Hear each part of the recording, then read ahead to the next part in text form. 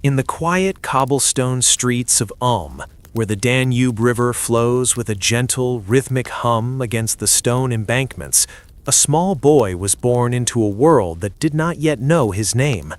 The year was 1879, and the air was filled with the scent of damp earth and the distant sound of church bells tolling in the mist. Little Albert was a silent observer of this world. He did not speak as other children did, but instead watched the way the sunlight filtered through the heavy velvet curtains of his family home. He noticed the dust motes dancing in the golden beams, swirling in slow, predictable patterns that seemed to follow a secret law of motion. His mother, Pauline, would sit by his side, playing soft melodies on the piano, the notes drifting through the room like falling leaves in autumn, each sound vibrating in the air and settling into the wooden floors. Albert would lean his head against the cool glass of the window, watching the clouds move across the Bavarian sky, wondering why the world felt so structured, yet so mysterious. His father, Hermann, worked with electricity and gears, bringing home the smell of copper and grease, but Albert was drawn to the invisible things. When he was 5 years old, his father placed a small silver compass in his hand. The boy felt the weight of the metal and watched the trembling needle as it swung back and forth before pointing firmly toward the north. He turned the casing in his small palms, but the needle remained fixed to an unseen force, a magnetic pull that spanned the entire globe. This moment was the first spark of a quiet fire that would burn for a lifetime. He realized there was something behind things, something deeply hidden in the fabric of reality that dictated how the world must behave. As the family moved to Munich, the streets became wider, and the pace of life slightly faster, but Albert remained a slow and steady soul. He walked to school along the paths lined with tall, ancient trees, listening to the crunch of gravel under his boots and the rustle of the wind in the leaves. The schoolrooms were rigid, and the teachers demanded rote memorization, but Albert's mind was elsewhere. He was imagining what it would be like to ride on a beam of light, traveling through the vast emptiness of space, where time might stretch like pulled taffy. He sat in the back of the classroom, feeling the warmth of the sun on his neck, his thoughts drifting far beyond the chalkboard and the dusty ledgers of history. He found comfort in the predictable nature of mathematics, the way numbers aligned themselves in perfect harmony, providing a bridge between the physical world and the abstract reaches of thought. Every evening, the house would settle into a deep silence. The lamps would be dimmed, and the shadows would stretch across the walls, creating a landscape of gray and charcoal where the imagination could roam free. He would lie in his bed, listening to the distant clip-clop of horse-drawn carriages on the pavement, the sound fading into the night until there was nothing left but the steady beat of his own heart. He thought about the stars and how they hung like tiny lanterns in the velvet blackness, so far away that their light took years to reach his eyes. He wondered if the universe had a beginning, or if it had always been there, a timeless expanse of energy and matter waiting to be understood. He did not feel the need to rush.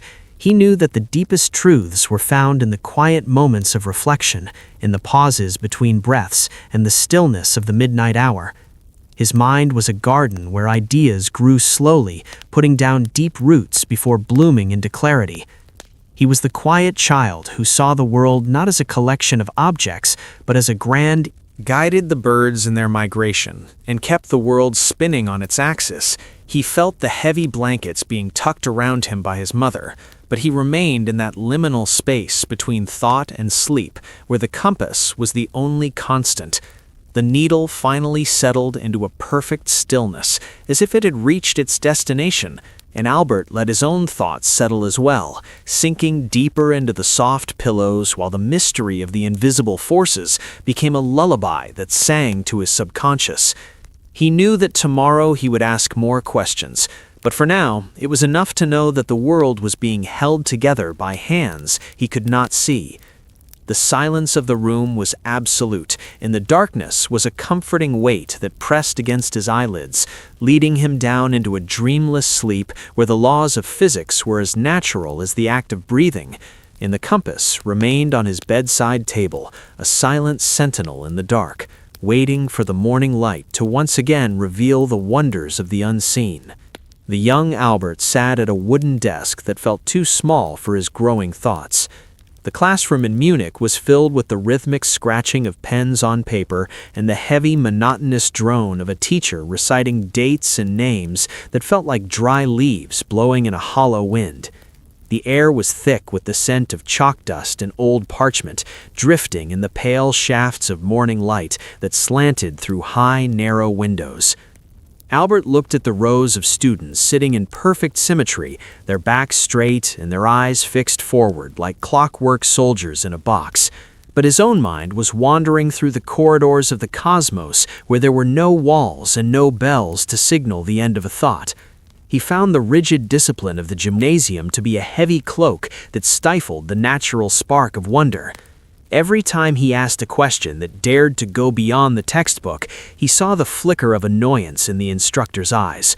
To the school, his silence was seen as slowness, and his questions were seen as defiance. Yet in the quiet theater of his imagination, he was building worlds out of pure logic. He felt that true learning should be like a slow river winding through a valley, taking its time to explore every curve and every hidden cove, rather than being forced through a narrow pipe. He spent his afternoons walking home through the city parks, where the trees stood as silent teachers, their branches reaching upward in complex patterns that followed the hidden geometry of nature. He began to realize that the freedom he sought was not a place, but a state of mind, a sanctuary where he could challenge the established laws of physics while the rest of the world slept. He would sit in the local library, surrounded by the comforting smell of leather bindings and vanilla-scented pages, reading the works of philosophers who dared to doubt the obvious. The tick of the library clock became a heartbeat that measured the pulse of his curiosity. He imagined the classroom walls melting away to reveal the vast indigo sky, where planets moved in silent, elegant orbits. He felt a deep yearning to understand the why behind the how, questioning why the speed of light remained constant and why time felt different when one was bored versus when one was dreaming. This intellectual hunger was a quiet flame that he kept hidden from the stern faces of his tutors. He learned to find solace in the abstract beauty of geometry, where a single line could represent infinity and a circle was a perfect loop of eternity. As the years passed, the tension between his inner world and the outer requirements of the school grew like a slow-moving tide. He eventually left the rigid structure of the German school system behind, seeking a more open atmosphere in Switzerland, where the mountains stood as monuments to grander ideas. He found that when the pressure to conform was removed, his thoughts began to bloom like wildflowers after a long winter. The world around them seemed to slow down as they spoke of the nature of time and the hidden mechanics of the universe. Albert felt a profound sense of belonging that he had never known before, as if he had finally found a fellow traveler in the vast landscape of his mind. The evenings were spent in small rented rooms, lit by the flickering glow of a single lamp, where the shadows of their books danced on the peeling wallpaper. They read the works of Kirchhoff and Helmholtz, while the rest of the city slept in a peaceful embrace of silence. The weight of the day would gradually lift as they drifted into deep discussions about the kinetic theory of gases and the movement of atoms. Albert would often lean back in his chair and watch the clock on the wall, its steady tick-tock marking the passage of seconds that felt both permanent and fleeting. He wondered if time was merely an illusion created by the human mind, or if it was a fundamental fabric that could be stretched and warped. These thoughts did not feel heavy, but instead felt like a warm blanket wrapping around his consciousness. The complexity of the math was a lullaby that calmed his restless spirit, and the presence of Mileva provided a quiet harmony to his solo melody. They were two students navigating the mysteries of existence while the world outside continued its slow and steady rotation. The semesters blurred into a soft haze of library visits and laboratory experiments, where the smell of ozone and glass dominated the senses. He found joy in the simple act of thinking, letting his mind wander into the infinitesimal spaces between molecules and the infinite reaches of the stars. As the night deepened over Zurich, the lights in the windows would go out one by one until only their lamp remained, a tiny beacon of curiosity in the dark. He felt his eyelids growing heavy as the concepts of entropy and energy conservation merged into a single fluid dream. The city was now a silent painting of shadows and moonlight, and the only movement was the soft falling of snow against the window pane. He let his breath fall into a deep and even rhythm as he contemplated the partnership of mind and soul that had anchored him in this new land. The Polytechnic was no longer just a school, but a birthplace for the ideas that would one day change everything. Yet, for now, it was simply a place of rest and quiet growth. He felt the cool air from the cracked window brushing against his cheek, and he surrendered to the heavy pull of sleep, knowing that the questions of the universe would still be there waiting for him in the morning light. The image of Mileva's handwritten notes and the geometric sketches of their shared future faded into a soft blur of indigo and violet as he sank deeper into the mattress, drifting away on a current of peaceful equations and the silent music of the spheres. The golden days of the Polytechnic had faded into a soft and distant memory as Albert stood before his wooden mailbox in the quiet morning fog of a city that seemed indifferent to his dreams. The air was cool and damp, holding the scent of wet stone and coal smoke as he reached for the thin envelopes that had become a familiar part of his daily ritual. One by one, he opened the letters, only to find the same polite and repetitive phrases of rejection from universities and laboratories across Europe. Each piece of paper was a small weight added to the silence of his apartment, where the floorboards creaked under his slow and steady pacing. He walked past the small kitchen table where his books lay open and the ink was dry in the well, and he felt the immense pressure of the mundane world closing in on his desire to understand the stars.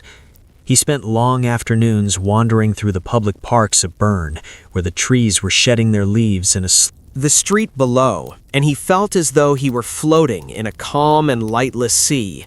His mind was a vast landscape where the laws of physics were rearranging themselves into a new and beautiful order. He felt the heavy pull of sleep as he realized that the humblest of jobs had provided the greatest of opportunities. The darkness of the room was a soft and welcoming presence that signaled the end of another day of quiet labor. He drifted into a deep and dreamless slumber, knowing that the world was still turning and the hidden forces of the universe were still at work, even while he rested.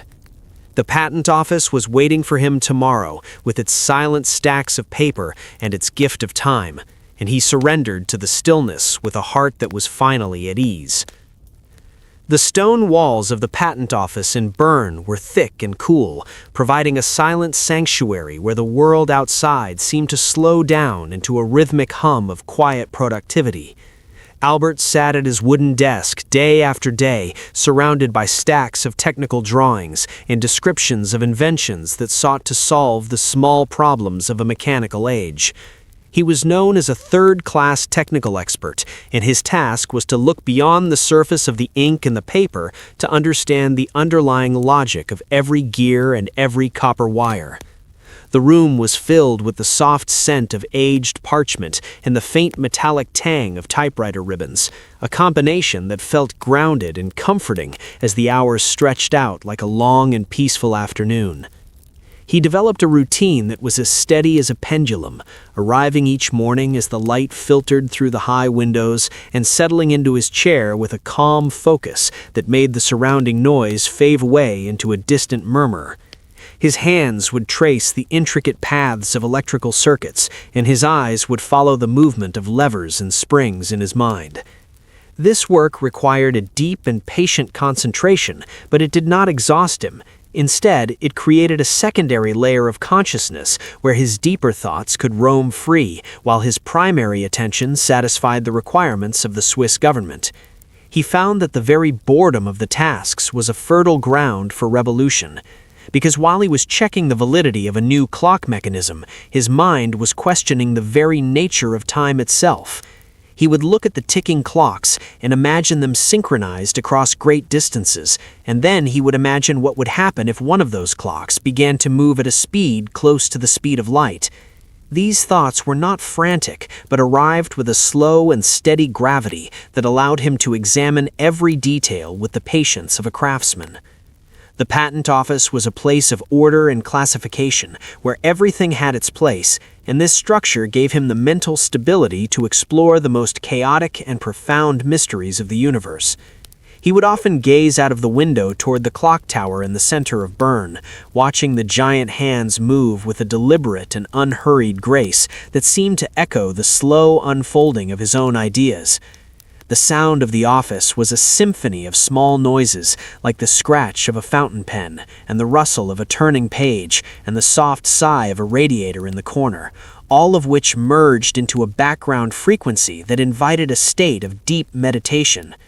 He realized that he did not need a grand laboratory or a prestigious title to unlock the secrets of existence, because the laboratory was his own mind, and the tools were his own thoughts. The simplicity of his life in Bern was a choice that allowed him to bypass the distractions of fame and the pressures of academic competition. He lived in a small apartment on the Kramgasse, where the wooden floors were polished to a soft glow and the evening shadows were long and inviting. After his day at the office, he would walk home through the covered arcades of the old city, where the air was cool and the light was a soft amber. He felt a deep sense of contentment in the anonymity of his role as a humble clerk, because it shielded the fire of his genius from the cold winds of expectation. Dead of night, they laughed at the absurdities of the world and found comfort in the rigid beauty of logic. Albert felt his mind opening like a flower in the moonlight as he discussed the way light traveled through the void and the strange behavior of moving objects. These sessions were the fuel for his radical thinking because they provided a safe harbor where no idea was too strange and no question was too bold. The outside world was asleep, and the city of Bern was wrapped in a blanket of silence, but inside the room the energy was vibrant yet peaceful. They would snack on a bit of cheese and a crust of bread while the clock on the mantel marked the passage of hours that felt like minutes. He realized that the companionship of these kindred spirits was a vital anchor for his soul, allowing him to venture into the cold and lonely depths of theoretical physics without feeling lost. The walls of the room were lined with books that seemed to listen to their every word, their spines glowing faintly in the lamplight, as if they too were part of the academy. As the night grew deeper and the coffee grew cold, the discussions would shift toward the more abstract realms of geometry and the structure of space. Albert would trace patterns in the air with his fingers, visualizing the invisible curves and planes that made up the fabric of the cosmos. His friends would watch in a comfortable silence as he wrestled with the concepts that would one day change the course of human history. The atmosphere was one of profound tranquility, where the ego was set aside in favor of a collective search for truth. Eventually, the academy would adjourn as the first hint of dawn began to touch the eastern sky with a pale and milky light. Maurice and Conrad would slip out into the cool morning air, leaving Albert alone with the echoes of their thoughts. He would sit by the window, watching the stars fade into the morning mist, and he felt a deep sense of gratitude for the intellectual freedom they shared. He would climb into bed as the world began to wake, but his mind remained in that serene and elevated state where everything was connected by a hidden thread of reason. The Olympia Academy was a sanctuary of the spirit that proved that the greatest revolutions begin in the quietest of moments. He let his breathing become slow and heavy as he surrendered to the pull of sleep. The images of his friends and the smell of coffee and the lines of philosophy merging into a soft and colorful dream. He was drifting in a sea of ideas where the water was warm and the current was gentle, carrying him toward a horizon of infinite possibility. The room was now silent, and the lamp was extinguished, but the spark of his genius remained protected in the velvet darkness of a well-earned rest. He knew that the Academy would meet again, and that the universe would continue to reveal its secrets, one quiet night at a time. He felt the softness of the pillow and the weight of the quilt, and he fell into a sleep that was as deep and vast as the space he so loved to contemplate. The year 1905 began like any other in the quiet city of Bern, with the frost clinging to the window panes of the patent office and the mist hanging low over the river Aar.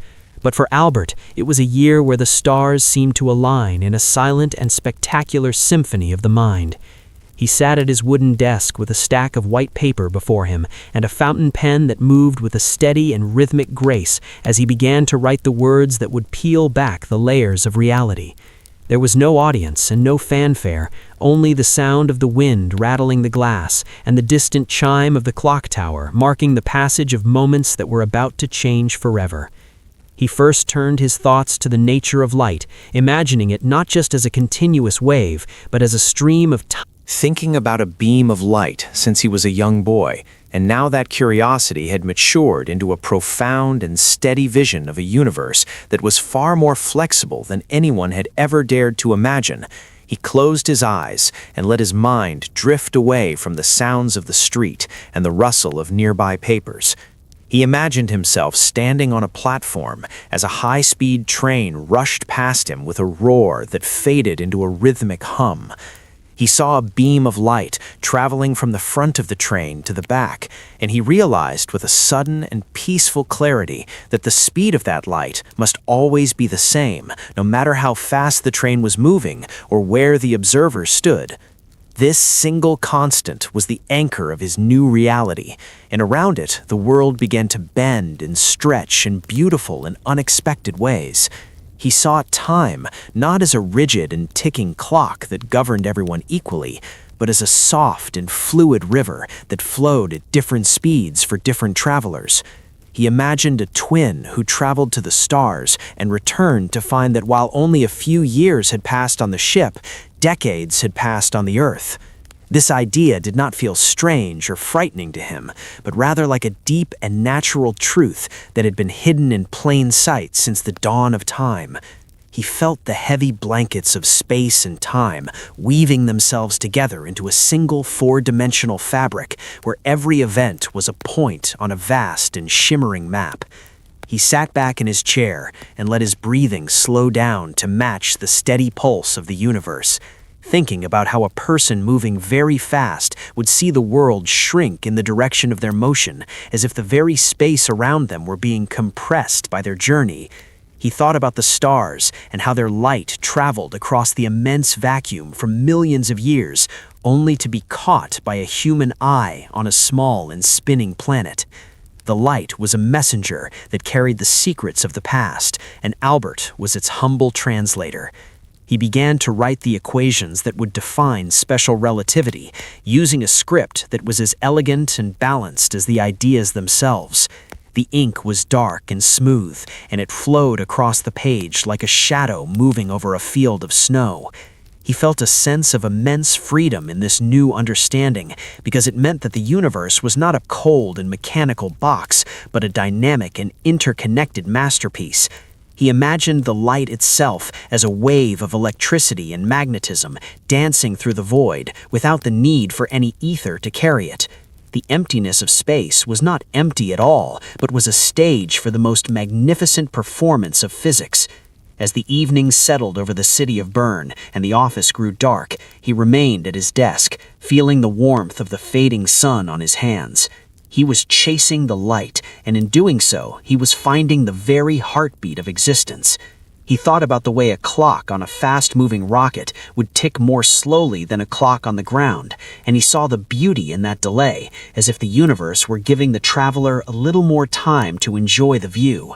The rigidity of the old world was crumbling away, and in its place was a universe of relativity where everything was connected by the constant speed of light. He felt a deep and restful satisfaction, knowing that he had looked behind the curtain of the everyday and seen the gears of the infinite.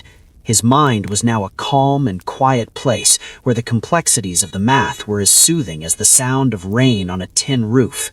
He stood up and walked toward the window, watching the first stars appear in the indigo sky, and he knew that they were governed by the same laws he had just written down on a few sheets of paper. The world felt smaller and more intimate now that he understood its secrets, and he felt a great weight lifting from his shoulders. He walked home through the quiet streets, feeling the cool night air and the steady ground beneath his feet, and he let his thoughts of light and time drift together in a structured and elegant embrace. His breathing was deep and regular as he felt the weight of his limbs becoming heavy and the thoughts of physics turning into a soothing melody of symbols and numbers. He was no longer just a clerk in a patent office, but a witness to the grand architecture of reality, where nothing is ever truly lost and everything is simply transformed. The sunset began to cast long purple shadows across his desk, and he felt the quiet satisfaction of a man who had solved a riddle that had been whispered by the universe since the beginning of time. He folded the paper carefully and tucked it away, knowing that the world would eventually catch up to this quiet revelation, while he sought the simple comfort of his bed. He walked home through the darkening streets of Bern, feeling the cool night air and the solid ground beneath his feet, which was itself a manifestation of the very energy he had just described. He felt a sense of belonging to the cosmos that was both humbling and restorative, as if he were a small part of a much larger and more beautiful story. He climbed the stairs to his apartment, and the wood creaked under his feet in a familiar and rhythmic way that signaled the end of the day. He lay down in the darkness and watched the stars through the window, knowing that they were the ultimate proof of his equation, burning their mass into the light that watched over his sleep. He felt his mind going quiet as the complexity of the math was replaced by the simplicity of the night, and he let himself sink into the mattress as if he were falling into a sea of soft velvet. The universe was in balance, and his mind was at rest, and the secret of E=mc² was now a part of the quiet history of the world. He drifted into a dreamless sleep where mass and energy were one and the same, and the speed of light was a gentle cradle for his soul. The small office was quiet as the late afternoon light filtered through the window panes of the patent building, casting long and slanted shadows that reached across the floor like the fingers of a giant clock. Albert sat at his familiar wooden desk, where the grain of the oak felt smooth and cool beneath his touch, as he turned his attention toward the strange and subtle behavior of light.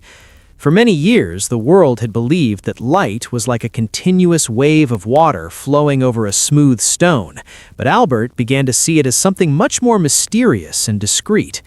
He imagined the light hitting a sheet of metal not as a steady stream of liquid, but as a gentle rain of tiny individual packets of energy, which he called quanta.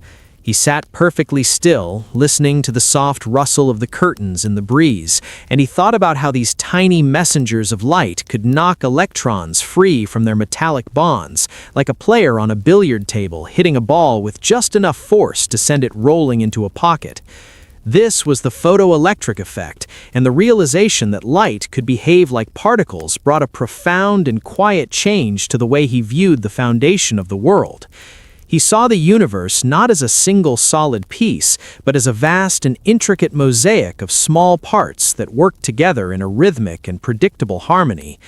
As he wrote his findings on the white paper, the scratching of his pen was the only sound in the room, creating a steady and hypnotic cadence that felt like a lullaby for the mind. He was not looking for a prize or for the applause of the world, but was simply following the light as it revealed its secret nature to him in the silence of the afternoon. He thought about the sun and how it sent billions of these tiny packets of energy across the cold vacuum of space to touch the earth and wake the flowers and warm the stones of the city streets. The idea of the quantum was a bridge between the visible and the invisible, and as he contemplated the math, he felt his own breathing slow down to a deep and rhythmic pace. He imagined the tiny electrons leaping from the metal surface in response to the light, and he saw the beauty in this hidden dance. Magnificent sheet. This fabric was invisible and silent, stretching out to the furthest corners of the cosmos, where the stars flickered like distant lanterns in the dark. He pictured a heavy sun sitting in the middle of this velvet fabric, and he saw how its weight caused the space around it to sink and curve, just like a heavy bowling ball would create a deep dip on a soft trampoline. This realization was the beginning of a quiet revolution in his mind, because it meant that the planets were not being pulled by a force, but were simply following the natural curves of the geometry created by the sun's massive presence. He closed his eyes and let his breathing become slow and rhythmic as he visualized the Earth rolling around the edge of that great solar dip, like a marble circling the rim of a bowl, moving in a perfect and eternal loop because the fabric itself dictated the path of its motion. The world around him in the quiet house seemed to dissolve as he drifted deeper into this vision of a curved universe where even a beam of light would have to bend as it passed through the distorted space near a star.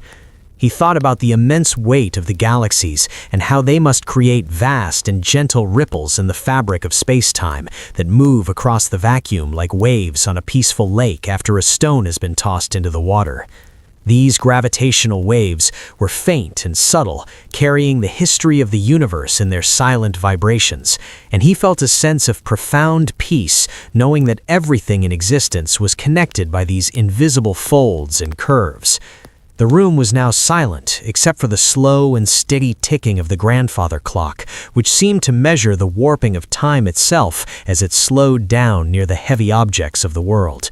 He imagined himself floating in the deep indigo of the void, feeling the weightlessness of the vacuum, while all around him the invisible fabric was bending and swaying in a cosmic dance of mass and energy. There was no up and there was no down, only the beautiful and mathematical curvature of the void, which held the stars in their places and guided the light on its billion-year journey across the dark. He felt the heavy pull of sleep beginning to settle over his limbs, as if he too were resting in a gentle dip in the fabric of the night. The complexity of the equations began to melt away into a series of soft and flowing shapes that mirrored the hills and valleys of the space-time he had discovered. He saw the moon as a traveler on a curved road and the sun as a gentle anchor in the deep, and he felt the security of a universe that was governed by the elegance of geometry rather than the chaos of chance. His mind was a calm and open landscape where the thoughts of gravity were as soothing as the sound of a distant river flowing through a quiet forest.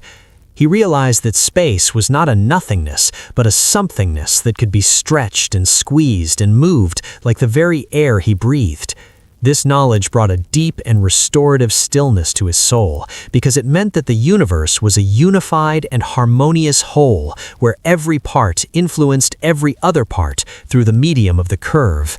The shadows on the wall of his room seemed to move in slow and graceful patterns that echoed the rotation of the distant planets, and he felt his heartbeat syncing with the slow and steady pulse of the cosmic fabric.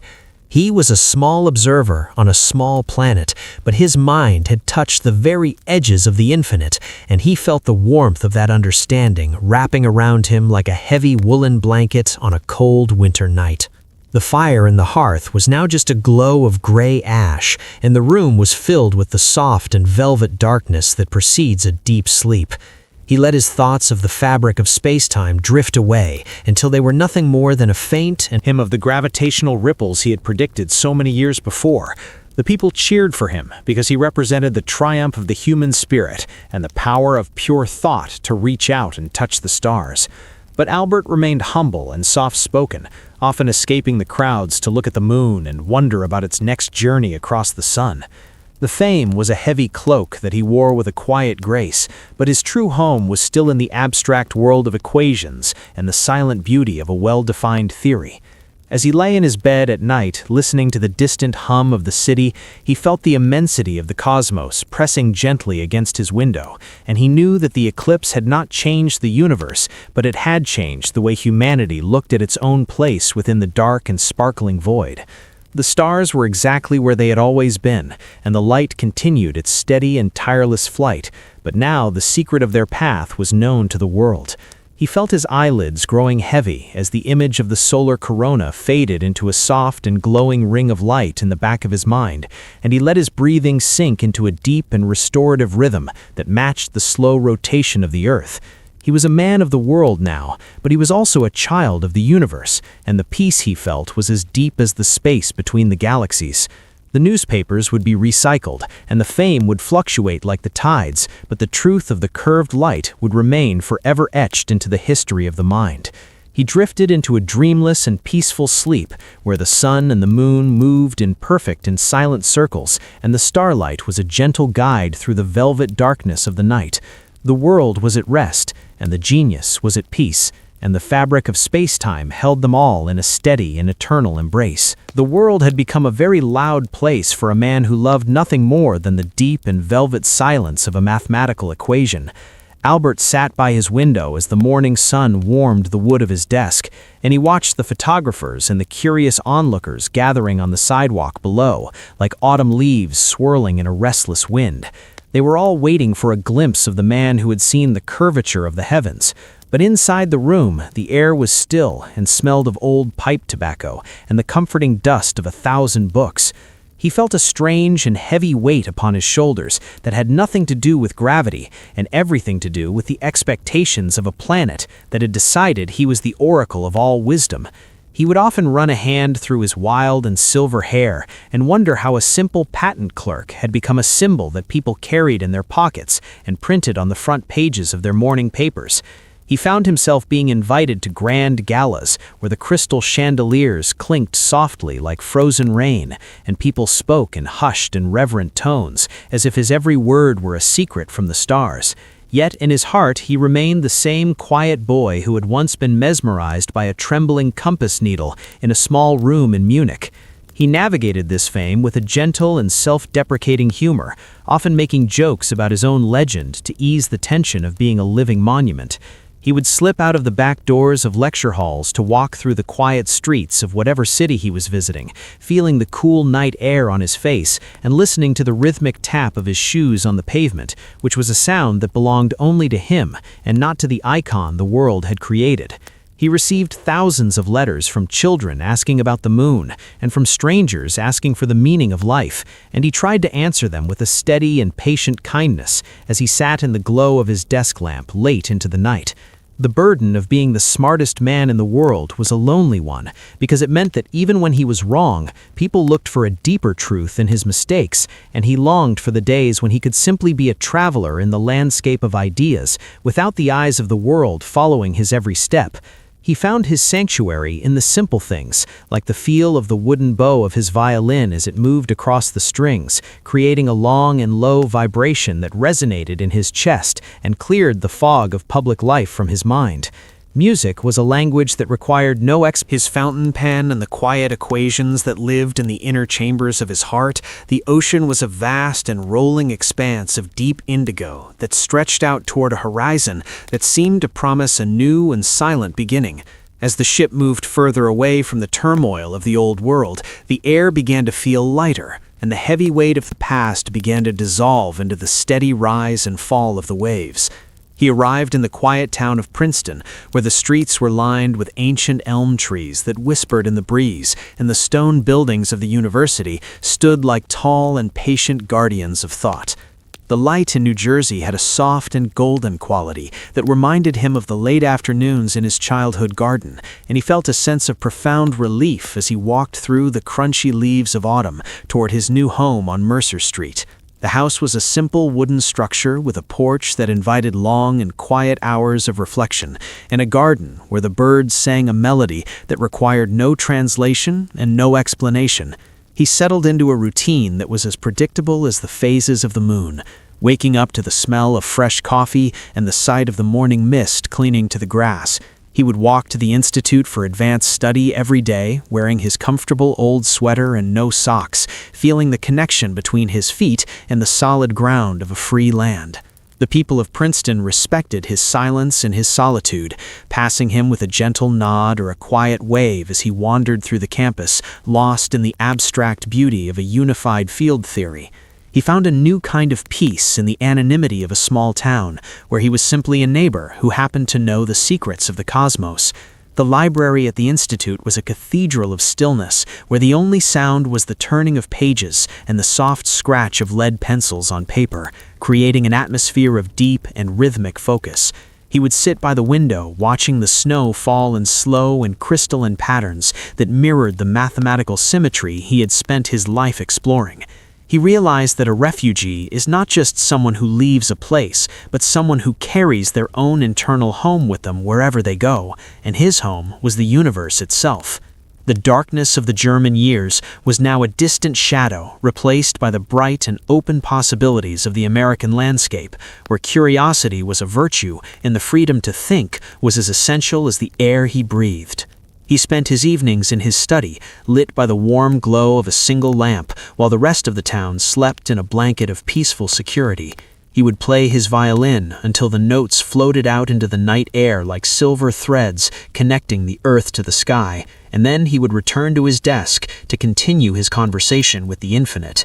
He felt a deep and restorative gratitude for the chance to start over in a place where the only thing that mattered was the quality of one's ideas and the kindness of one's heart. The journey across the sea had been a long and weary one, but it had led him to a port of perfect calm, where the only storms were the ones he created in his own mind to test the strength of his theories. He watched the moon rise over the rooftops of Princeton, and he knew that the light it reflected was governed by the same laws he had discovered in a different land and a different time.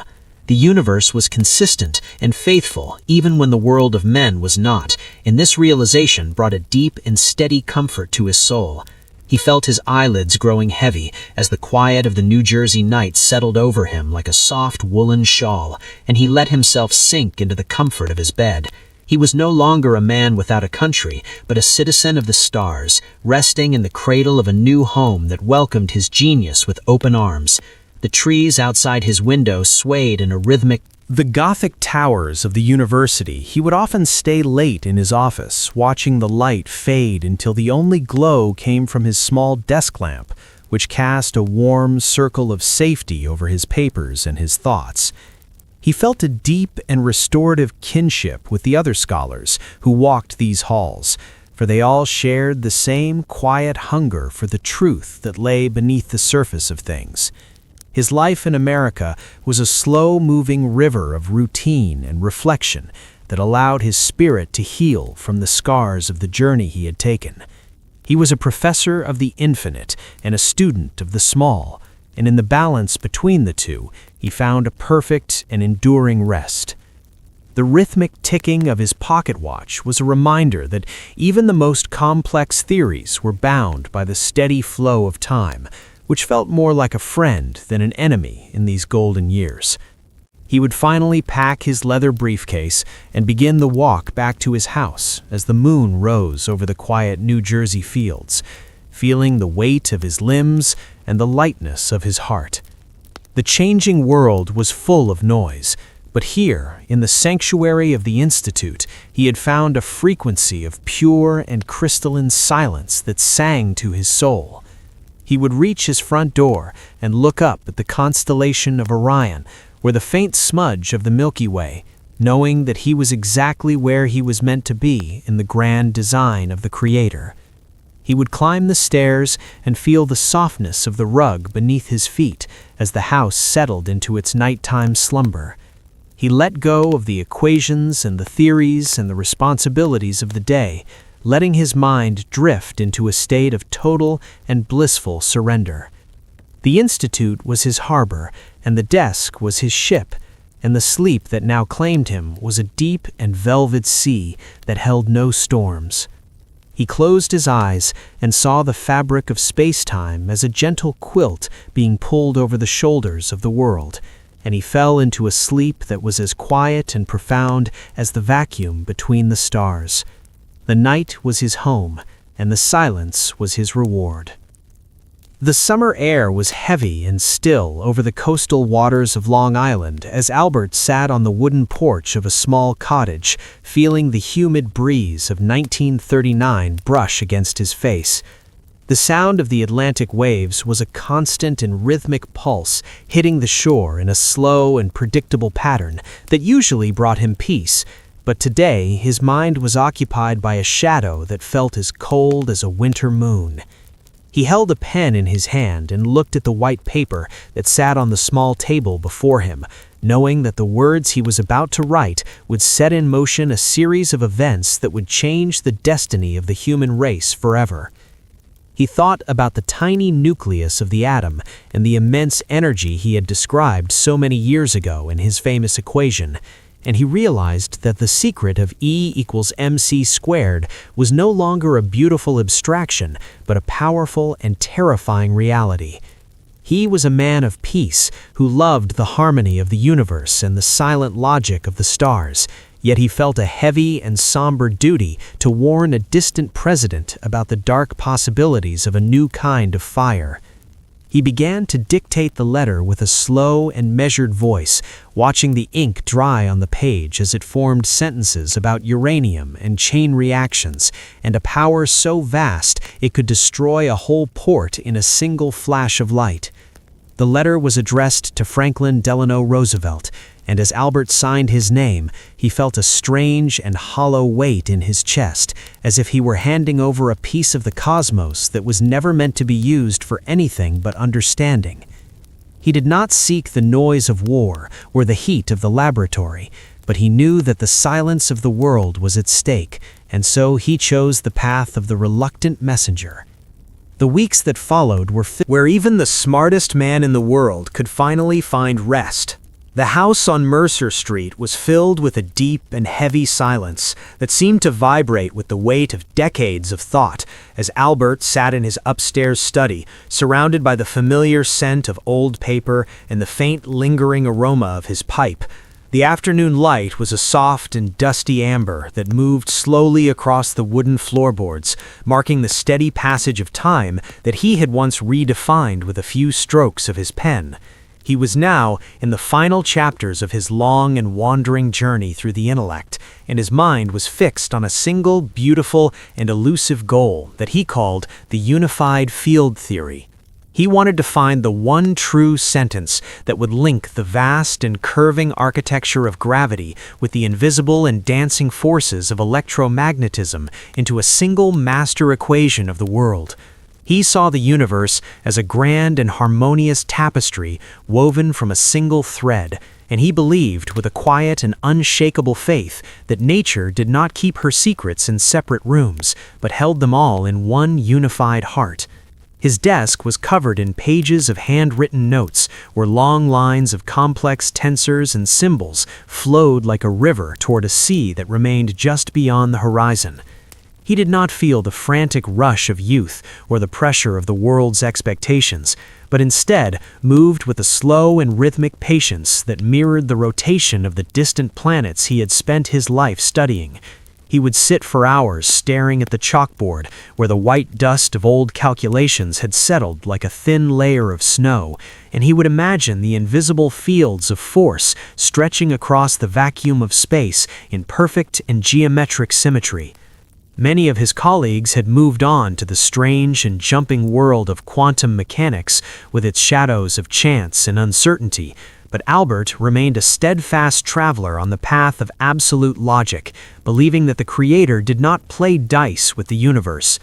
He felt a profound and meditative peace in the struggle itself, finding joy in the quiet act of thinking, even when the final answer remained hidden in the mist of the infinite.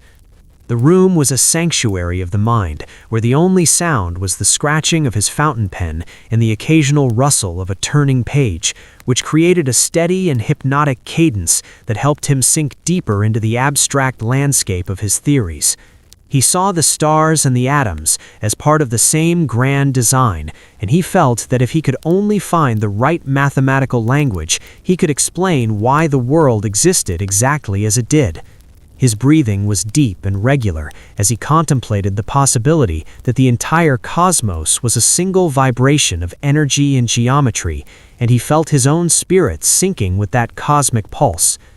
The years in Princeton were a time of shedding the unnecessary and focusing on the eternal, as he walked to the institute and back through the quiet streets where the trees stood like tall and silent witnesses to his persistence.